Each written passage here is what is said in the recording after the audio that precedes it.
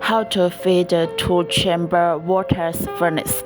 There are two ways to feed a two-chamber vortex furnace. Firstly, you could feed from the furnace vortex. Secondly, you could feed from the furnace source. If you want to know more about aluminum melting furnace and aluminum melting and casting solutions, please feel free to contact us.